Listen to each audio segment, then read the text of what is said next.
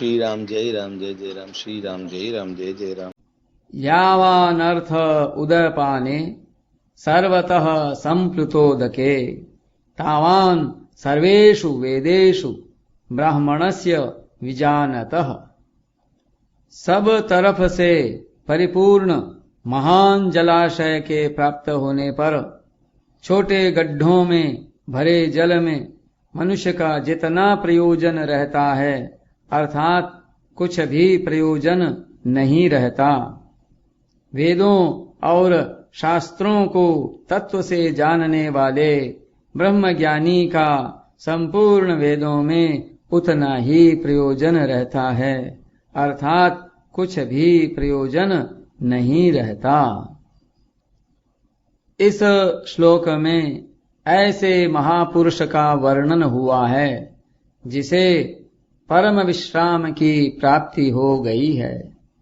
परम विश्राम की प्राप्ति होने पर फिर किसी क्रिया तथा पदार्थ की आवश्यकता नहीं रहती, वह पूर्णता को प्राप्त हो जाता है। ऐसे महापुरुष को ब्राह्मण कहने का तात्पर्य है कि जिसने पूर्णता को प्राप्त कर लिया है वही वास्तविक ब्राह्मण है। कर्मण्येवाधिकारस्ते मा फलेषु कदाचन मा कर्मफल हेतुर्भूर् मा ते संगोस्त्व कर्मणि। कर्तव्य कर्म करने में ही तेरा अधिकार है, फलों में कभी नहीं।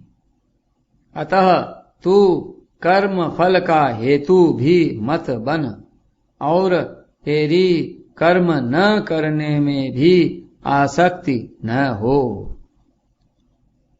एक कर्म विभाग करना है और एक फल विभाग होना है।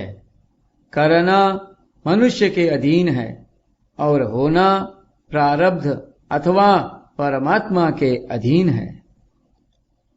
प्रारब्ध से अथवा परमात्मा के विधान से मनुष्य को जो कुछ मिला है उसे अपने भोग में न लगाकर दूसरों की सेवा में लगाना मनुष्य का कर्तव्य है। योगस्थः कुरु कर्माणि संगम त्यक्त्वा धनंजय सिद्ध्य सिद्ध्योः समो भूत्वा समत्वं योग उच्यते। हे धनंजय, तू आसक्ति का त्याग करके सिद्धि असिद्धि में सम होकर योग में स्थित हुआ कर्मों को कर, क्योंकि समत्व ही योग कहा जाता है। एक वस्तु या व्यक्ति में राग होगा तो दूसरी वस्तु या व्यक्ति में द्वेष होना स्वाभाविक है। राग द्वेष के रहते हुए कर्म की सिद्धि असिद्धि में समता का आना असंभव है। राग द्वेष के न रहने पर जो समता आती है उस समता में स्थित रहकर कर्तव्य कर्मों को करना चाहिए। समता को ही योग कहा जाता है। कर्म तो करण सापेक्ष होते हैं पर योग करण निरपेक्ष है। इस समता रूपी योग में स्थित साधक कभी विचलित योग भ्रष्ट नहीं होता। दूरेण ह्यवरं कर्म बुद्धि योगात् धनंजय बुद्धौ शरणमन्विच्छ कृपणः फलहेतवः।